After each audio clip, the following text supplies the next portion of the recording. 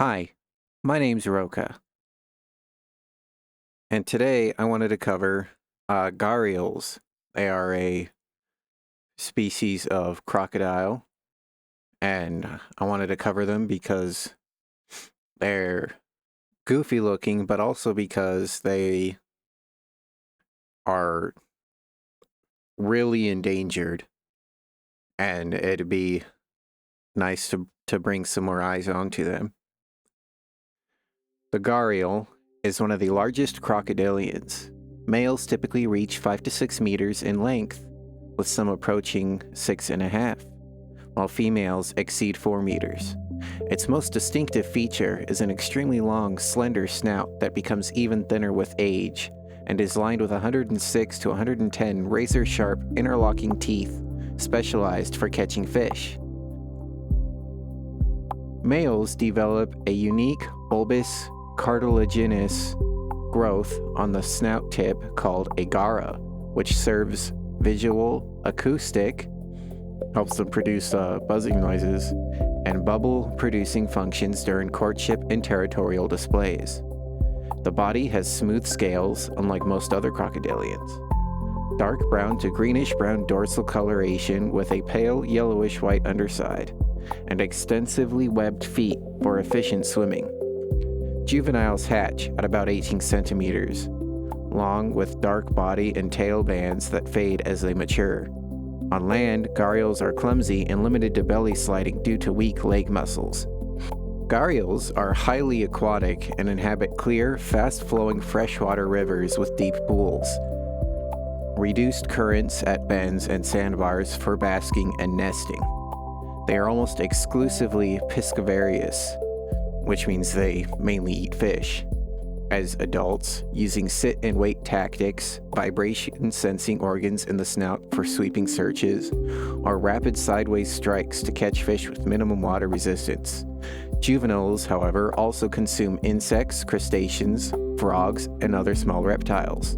They are diurnal to crepuscular, spending significant time basking on sandbars, more frequently in winter. Gaping their jaws at a 20-degree angle for thermoregulation and often submerging the body while keeping their head exposed on hot days. Generally solitary, they aggregate at prime basking or nesting sites. Communication includes visual jaw slaps, hisses, and male buzzing via the gara. They detect water vibrations and have adaptations like nictitating membrane for underwater vision. As a quick side note, it can be pretty difficult to find enough footage to cover the full length of the video without having to pay for a stock subscription. So I will use some gameplay from Planet Zoo with the animal, and it might be something I do with videos from now on to cover some of the empty space. Let me know in the comments what you guys think of that. Reproduction is seasonal and polygynous, with mating occurring during the dry season, November to February. Males use the gara for buzzing, hissing, and jaw-slapping displays, while females signal readiness by raising their heads. Copulation is underwater and can last up to 30 minutes. Nesting takes place in the late dry season, when females dig holes about 50 centimeters deep on steep sand banks, 3 to 5 meters from the water, and lay 28 to 60 eggs, occasionally up to nearly 100 for large females. Eggs incubate for 60 to 80 days, with temperature determining the sex of hatchlings. Females provide substantial parental care, guarding nests, especially at night, excavating hatchlings and protecting creches of young for several weeks until monsoons disperse them. Hatchlings may even rest on adults' backs.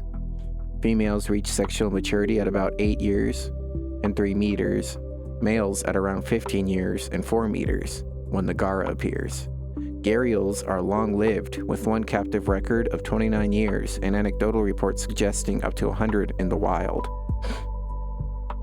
And, as a side note, while females do most of the nest guarding, Males are some of the best fathers in the reptile world. Large males often protect massive creches of babies, sometimes carrying over 100 tiny hatchlings on their backs for safety. It's a rare example of biparental care that helps these vulnerable young survive in their first dangerous months. As for conservation, gharials are classified as critically endangered, with populations having declined dramatically, from an estimated 5,000 to 10,000 in the 1940s to just 50 to 60 adults in India by the late 1970s.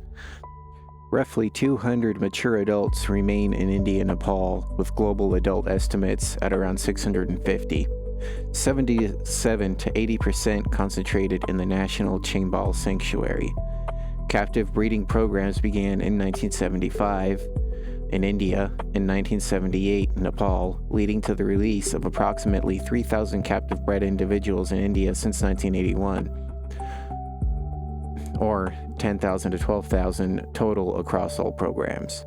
However, these efforts have largely failed to establish self-sustaining breeding populations outside core areas due to high post-release mortality, poor survival skills in captive reared animals, and ongoing threats such as gill nest entanglement, sand mining, dams, pollution, poaching, and habitat degradation. A 2024 release of 37 juveniles into the lower Ganga River in the West Bengal highlighted expert division. Some support expanding range to historic areas, while others argue for prioritizing habitat protection and the Chambal over further risky reintroductions, citing inadequate monitoring, small release sizes, and repeated historical failures. Success remains dependent on continued captive breeding, protecting areas, and river restoration. And that's a big thing from what I was reading, is especially you can't protect an animal if you can't protect the land you're trying to return them to. Despite their fearsome appearance, gharials are gentle giants, shy fish eaters that rarely bother humans and serve as vital indicators of healthy rivers. From their incredibly long, specialized snout and the male's distinctive gara that produces buzzing courtship sounds, to the dedicated parental care where mothers guard nests and protect creches of hatchlings, gharials are perfectly adapted to life in fast-flowing rivers. 50 years ago, the species was on the brink, with only 200 individuals left in India.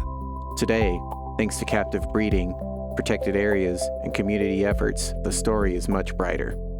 And the National Chambal Sanctuary, home to over 80% of the world's wild gharials, numbers have climbed to around 2,000 individuals in 2024 to 2025, the highest count in decades. The Gandak River has emerged as India's second largest habitat, with its total population now exceeding 1,000, including over 400 adults. Even in Nepal's Chitwan National Park, recent surveys recorded 366 gharials, showing slow but steady gains. Still, the species remains critically endangered. Experts remind us that simply releasing more captive bred animals isn't enough. Real recovery depends on protecting river habitats, reducing dangerous fishing nets, and limiting sand mining. Saving gharials ultimately means saving clean, flowing rivers that benefit fish, dolphins, turtles, and the millions of people who depend on them. Thanks for watching. All opinions and commentary are my own, and the sources will be linked in the comments below.